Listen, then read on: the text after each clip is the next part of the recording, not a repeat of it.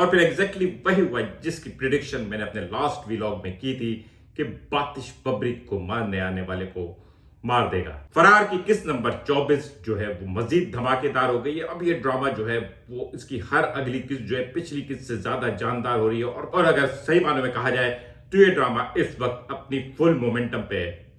आज फरार की किस्त नंबर 24 पे बात करते हैं। अगर आप तब तक मेरा चैनल सब्सक्राइब नहीं किया तो प्लीज मेरा चैनल सब्सक्राइब करें और बेल आइकन प्रेस करें। दोस्तों, चूहे और बिल्ली के खेल के साथ साथ आमने सामने दुश्मन को ललकारना, दोनों चीजें एक साथ चल रही हैं।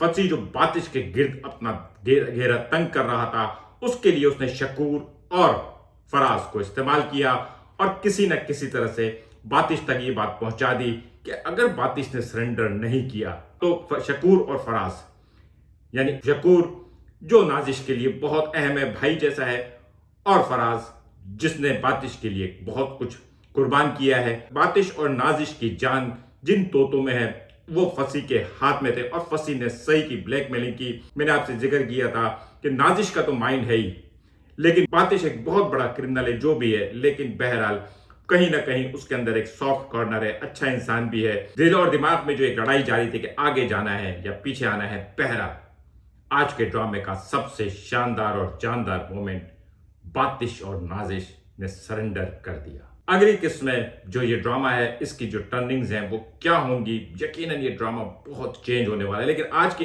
एपिसोड में वो एग्जैक्टली वही हुआ जब बब्रिक को मारने की कोशिश की और जाले को लेके गया तो बातिश ने वही किया जो बातिश को करना चाहिए था। बातिश साहब जो है वो सिर्फ पार्टी के कहने पे ही बंदे नहीं फड़का रहे थे, बल्कि राह में जहां पे भी किसी मासूम के साथ जुल्म होता देखते हैं वो उसको बगैर टाइम लगाए फड़का देते हैं। पाकिस्तान फिल्मों और ड्रामों में आमतौर पर ऐसा बहुत कम दिखाया जाता है, लेकिन ये ड्रामा इसी तरह का है। जाहिर है ये एक शूटर का है जिसका काम ही लोगों को कत्ल करना है, इसलिए हम इसको जस्टिफाई भी करेंगे और उसने यही करना था। उसको एक ही काम आता है, सामने वाले को कत्ल करना, और उसने वही किया। बातिश, नाजिश, बब्रिक और जाले ये मिले लेकिन फिर दूर हो गए और अब मुझे लग रहा है कि बब्रिक का रोल जो है शायद महदूद हो, क्योंकि बज़ाहिर अब ये तो है नहीं कि बब्रिक के साथ गांव में दोबारा कुछ हो और फिर बातिश साहब उसको बचाने जाएं। देखते हैं उसका क्या होता है, क्योंकि बब्रिक के साथ अलग से कहानी तो चल सकती है, लेकिन उस कहानी को बातिश और नाजिश के साथ कनेक्ट करना, अब इस वक्त तो मुझे ऐसा कोई डॉट नजर नहीं आ रहा है कि बातिश और नाजिश किस तरह से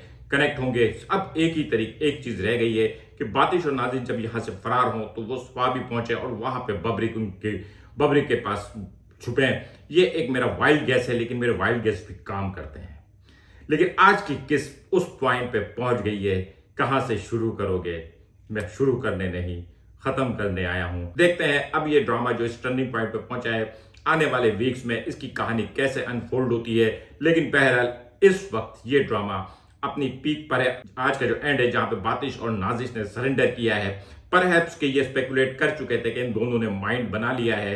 नाजिश ने तो माइंड बनाया हुआ था और बातिश के भी दिमाग में ये बात चल रही थी। वो फराज को पुलिस के रहमो करम पे तो नहीं छोड़ सकता था, फिर सादिया का भी रेफरेंस आ गया और फसी जो एक बहादुर के अलावा दिमाग भी इस्तेमाल करता और उसने एक बहुत अच्छा पत्ता फेंका बातिश को ये कह के कि सादिया तो उसको अपने बाप का कातिल समझ रही, और ये यकीनन बातिश ने अब ये सफाई तो पेश करनी है। ये छोटे छोटे डायलॉग इस फिल्म में पस मंजर में बहुत शानदार थे। क्या, क्यों, खैर आज का व्लॉग कैसा लगा ये आप मुझे बताइएगा। मिलेंगे अगले किसी व्लॉग के साथ। शुक्रिया।